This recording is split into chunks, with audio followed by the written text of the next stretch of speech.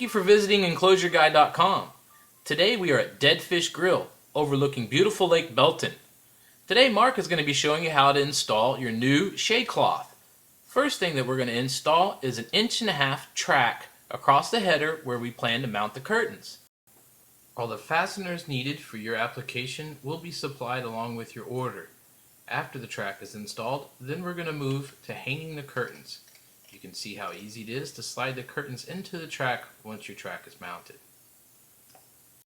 After we get the curtain hung, the next step will be to put in this bottom tube. This tube is to make sure that your curtains look nice and clean when in the rolled up position. Do not confuse this as a weight bar to keep the curtain from swinging in the wind. Next, we're going to install the cleat that we use to tie the curtains down once they're down. Next up is to run your rope and pulley rigging so that you have an easy way to get your curtains up into the stored position when they're taller than it's possible to do by hand.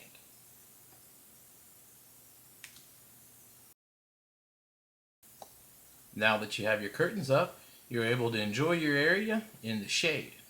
Now please note that we did have our sales guys put these curtains up. It's so easy to do, even our sales guys can handle it.